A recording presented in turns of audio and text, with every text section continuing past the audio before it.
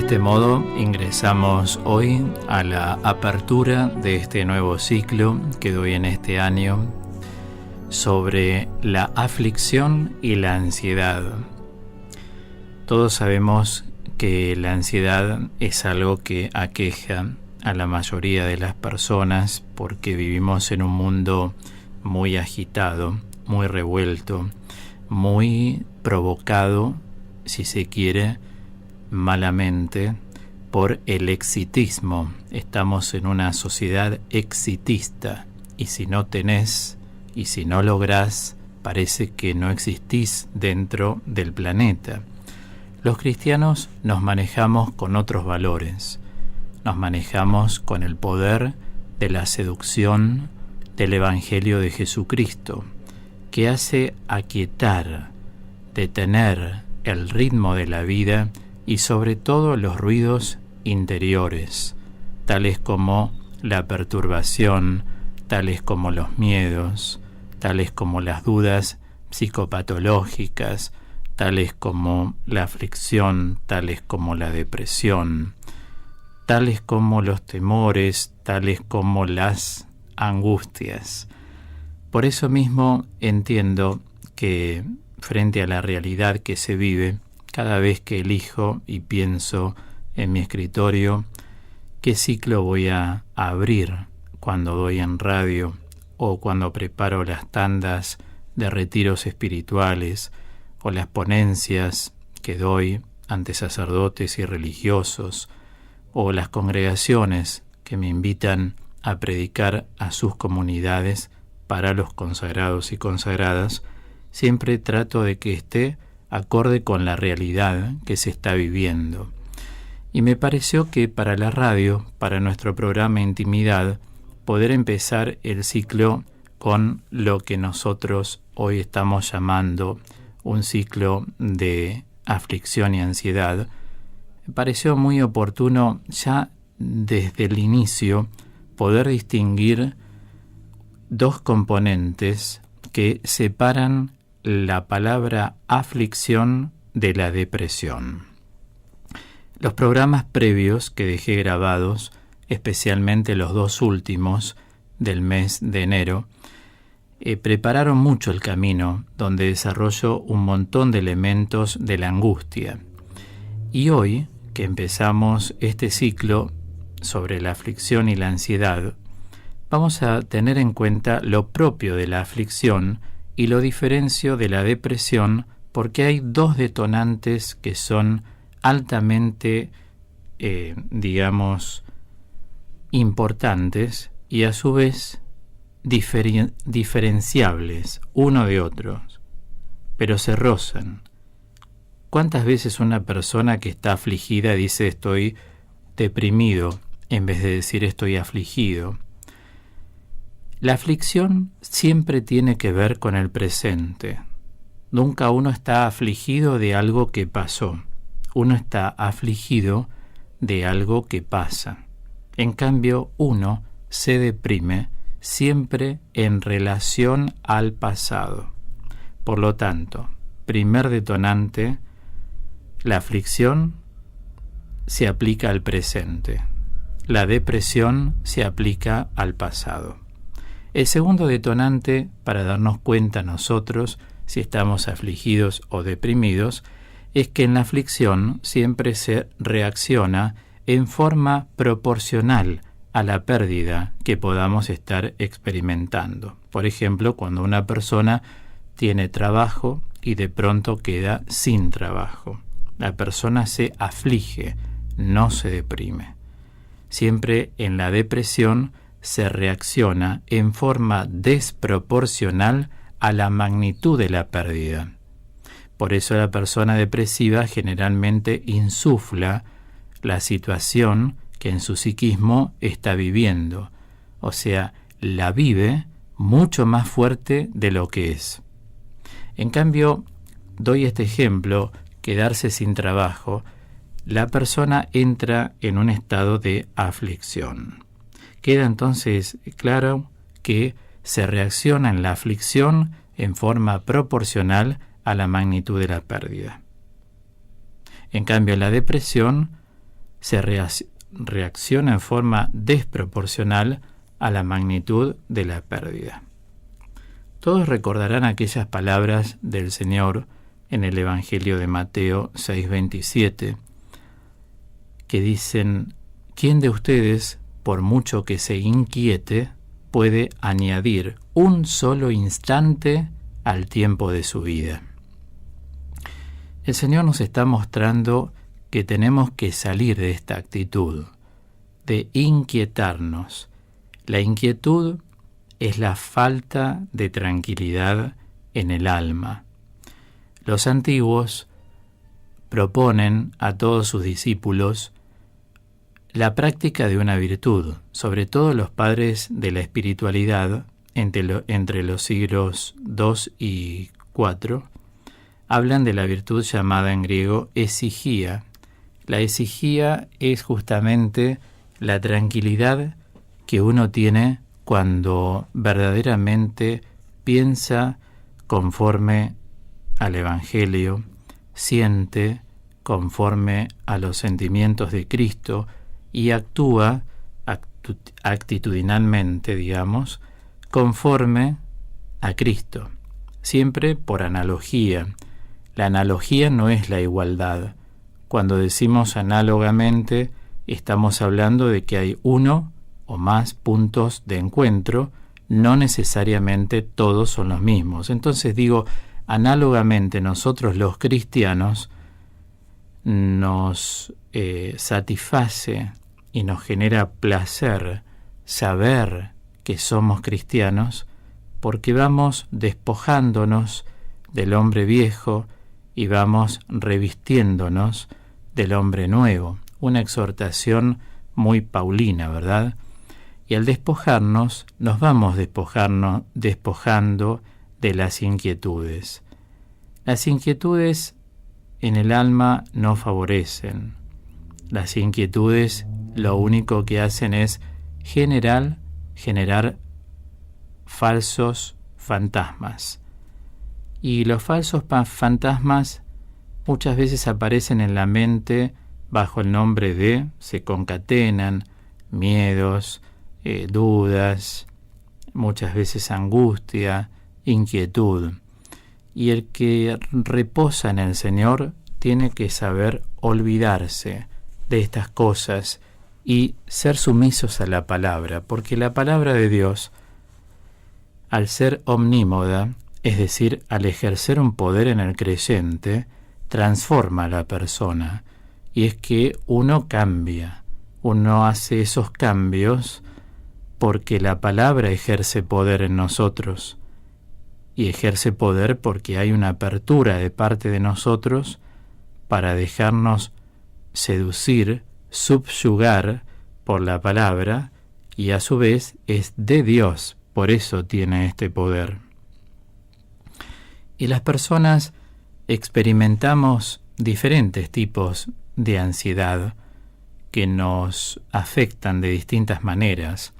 Algunos difieren por la forma en que reaccionan frente a la preocupación, a la inquietud. Sin embargo, lo que hace posible ubicar qué tipo de ansiedad es la que se hace presente en tal o cual etapa, en tal o cual circunstancia de nuestra vida, es el conjunto de temores, el conjunto de angustias y el conjunto de aprensiones que tenemos. Aprensión significa aquello a lo que estamos pegados. A veces estamos pegados al dinero, a veces estamos muy pegados a personas, a veces somos seres muy dependientes y eso tampoco es bueno. A veces estamos pegados a un tipo de trabajo y no otro, a un lugar en el mundo y no otro. Son todas posibilidades como en forma de abanico que en este momento estoy abriendo para darnos cuenta cómo las aprensiones tienen mucho que ver con la falta de despojo, de desnudez interior para verdaderamente ser libres. La base de la libertad interior está en la capacidad de estar conectados con el pensamiento. Una persona que sabe pensar es libre. Uno pierde la libertad interior cuando la mente se bloquea y experimenta una desazón porque no puede pensar. ¿Cuántas veces se confunde un estado de depresión con un estado abúlico? La abulía, desde muy antiguo, la tratan los padres de la espiritualidad. En español se dice abulia, como una adaptación. Es la falta de reflexión. Muchas veces las personas no pueden lograr reflexionar sobre ciertos temas porque no tienen quienes los instruyan, no tienen quienes los orienten. Elementos les falta en la vida para poder entretejerlos bien y ver por dónde conviene ir hacia adelante en la vida. Entonces se paralizan, a veces hasta sufren de pánico. Es por ello que en un estado ansioso seguramente se experimenta una preocupación por el futuro, porque se empieza a desestabilizar el presente.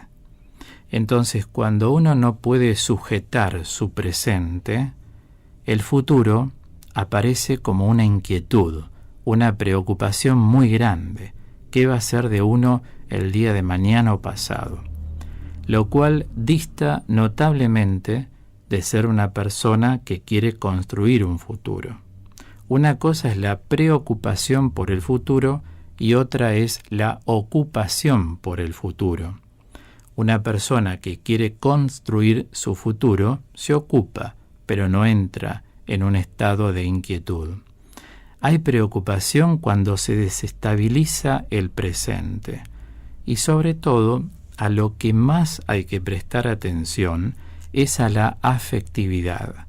Cuando se desorganiza la afectividad, estamos con riesgos de incendio, simbólicamente hablando. Es muy importante estar bien, tener sentimientos nobles, pensamientos claros, ambarinos, que se apoyen en el Evangelio. Eso da tenacidad al aparato psíquico y uno puede estar de pie aún en los momentos arduos de la vida. Por eso digo que en un estado ansioso se experimenta una preocupación por esa desestabilización del presente. Claro que la angustia que se presenta a raíz de los problemas que damos por sentado se nos presentarán en el futuro es la que colabora para que la llama se encienda más y más. Las aprensiones o apegos, incluso a personas, no nos favorecen porque inconscientemente pueden ir sustentando una inseguridad personal, la cual no está avalada por Jesús. El Señor desea nuestro crecimiento y para crecer necesitamos desligarnos de todo lo que coaccione nuestra libertad interior. ¿Cuál es la base de la libertad interior? Estar siempre conectados con la capacidad de pensar. Por eso la gente, cuando sale de un estado de aflicción, o más arduo aún, de una depresión, lo hace cuando logra reconectarse con la capacidad de pensar. Cuando uno puede volver a pensar, ahí se siente libre porque elige lo que hace. Aunque los resultados pueden no ser favorables, de todos modos uno eligió y es importante hacer opciones, porque la falta de las opciones es lo que va de algún modo deprimiendo la libertad interior.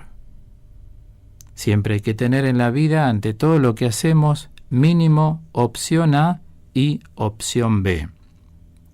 Si la opción A no resulta, uno tiene que tener una opción B.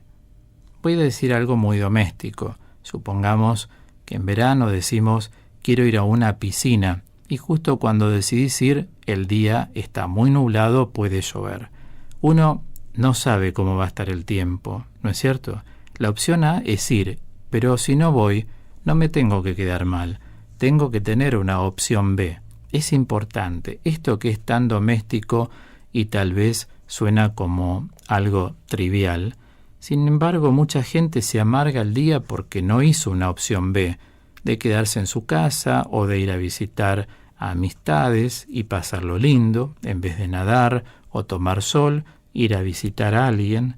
La opción B siempre es necesaria. Por eso digo mínimo opción A y opción B cada vez que queremos elegir. Ahora, el Espíritu de Dios nos propone ese proceso de desprendimiento para entrar en nuestras vidas. El resto entiendo que es una maduración de la unión entre el yo y él, entre el yo y él. Por eso entiendo que debemos advertir que la seducción, la llamo así, del apego, es que brinda una sensación de seguridad mediante el aislamiento con respecto al mundo entero. Si bien todas las personas en la vida psicológicamente necesitamos primero juntarnos con gente que se sepa abrir caminos. Cuando uno está al lado de personas que sabemos, supieron o saben abrirse caminos en la vida, son personas inteligentes.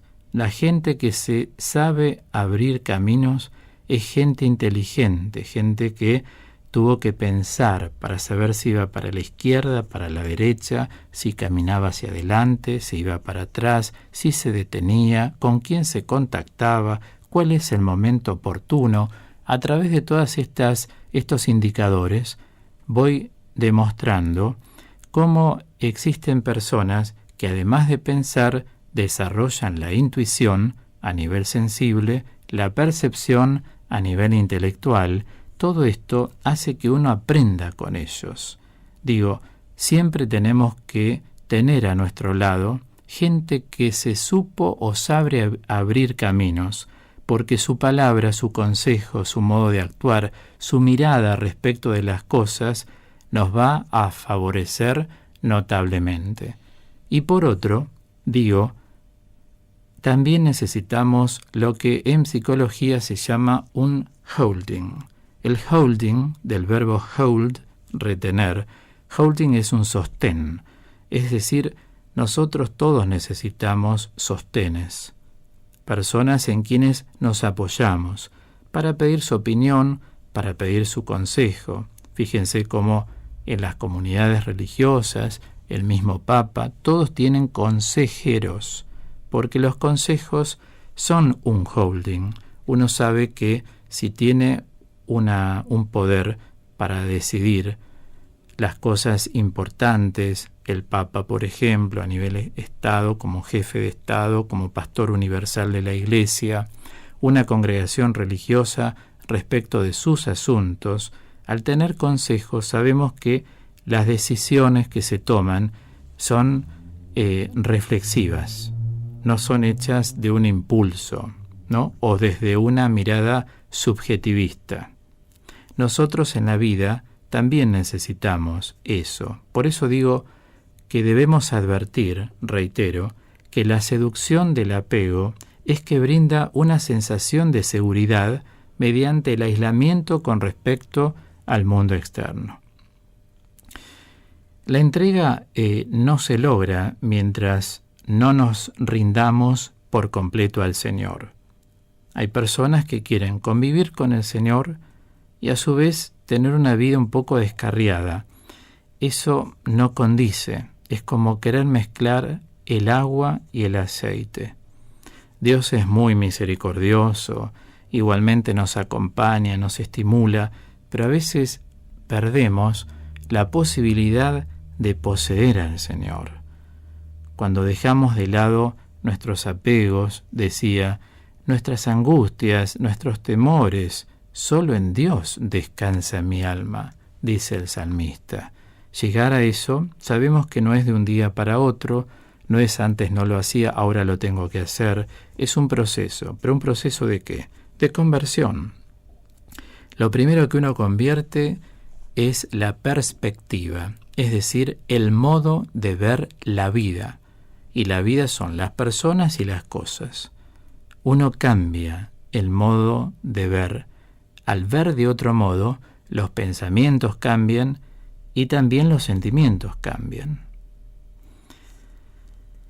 Entiendo entonces que abriendo así estas puertas a lo que nosotros hoy estamos iniciando respecto del ciclo de la aflicción y la ansiedad, estoy intentando abrir distintas posibilidades por las cuales todos podemos salir airosos en Jesucristo, que es el Señor.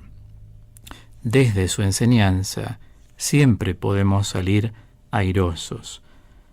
Si a esto le vamos acoplando las experiencias vividas de los sabios que hemos tenido en la historia de la Iglesia y de personas doctas en sus ciencias, tales como la filosofía, la psicología, la sociología y otras, ¿cuánto más podemos avanzar hoy nosotros en el siglo en el que estamos?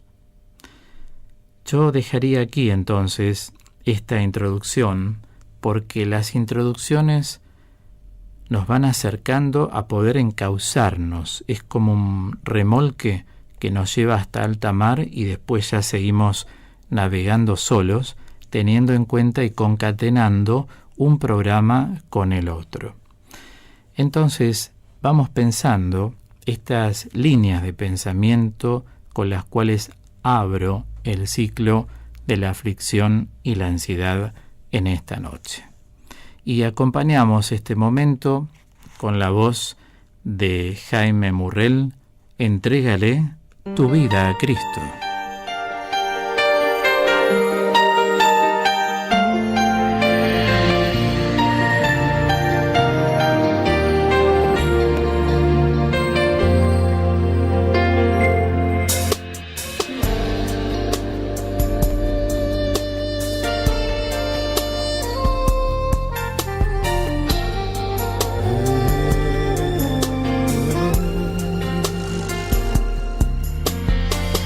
Entrégale tu vida a Cristo,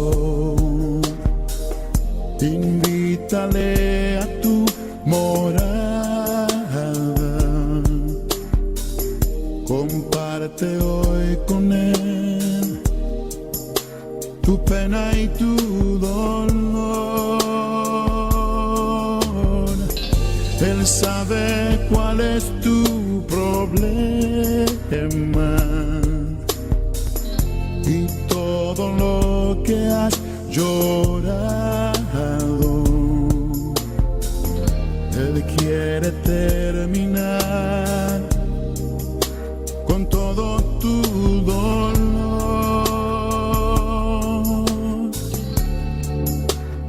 Oh, Cristo está a la puerta y llama. Abre tu corazón, invítale a entrar.